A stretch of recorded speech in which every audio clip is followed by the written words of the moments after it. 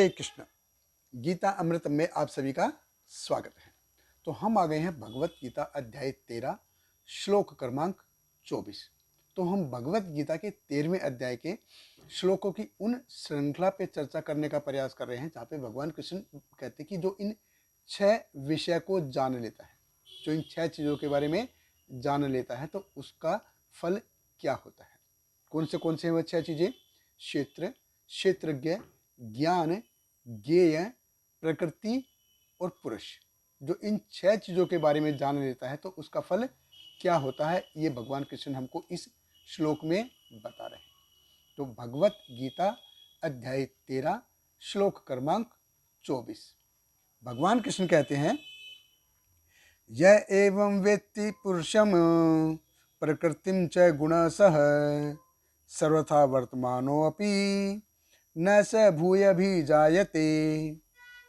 भगवान कृष्ण कहते हैं, जो व्यक्ति प्रकृति, जीव तथा प्रकृति के गुणों की अंतक्रिया से संबंधित इस विचारधारा को समझ लेता है, उसे मुक्ति की प्राप्ति सुनिश्चित है।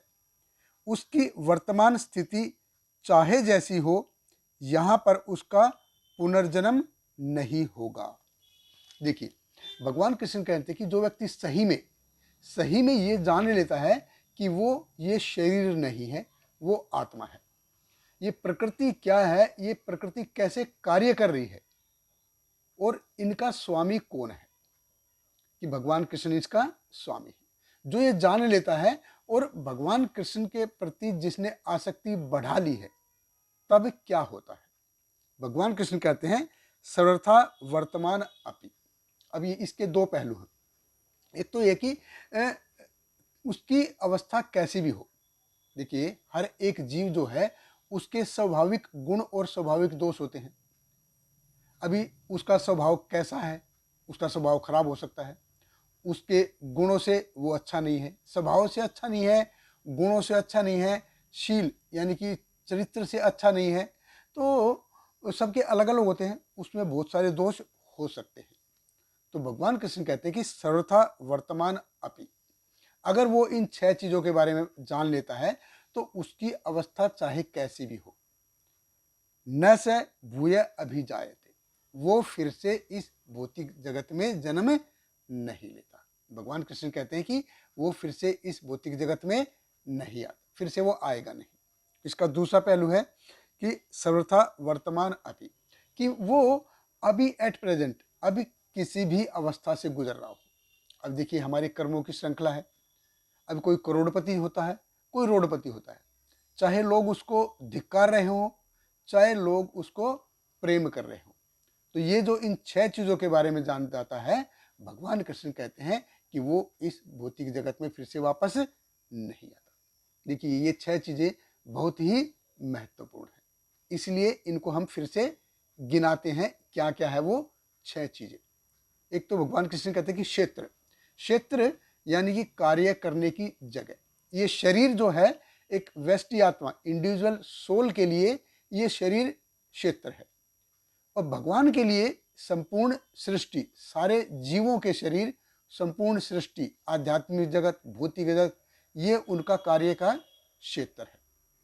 तो संपूर्ण ये भगवान परमात्मा का, भगवान कृष्ण का ये क्षेत्र है।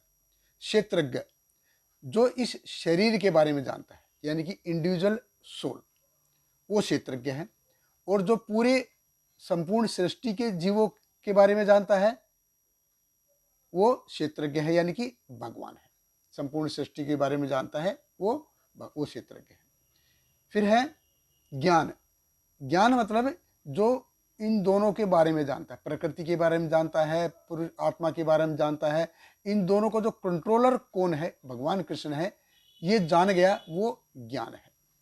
ज्ञेय यानी कि जिसको किसको जानना है, जानने लायक क्या चीज है, कौन है, कि जानने लायक भगवान कृष्ण है, ये जान गया। प्रकृति यानी कि जीव को अगर इस शरीर से निकाल दें तो प्रकृति बचेगी। अभी शरीर में से आत्मा निकल गया तो क्या बच गया? प्रकृति बच गई। तो श्रीमद् भागवतम में 3रे स्कंद में बड़े सुंदर तरीके से बताया गया है। देखिए, इस पूरी पृथ्वी पर जैसे 70% क्या है, पानी है, और 30% क्या है, वो है जमीन है।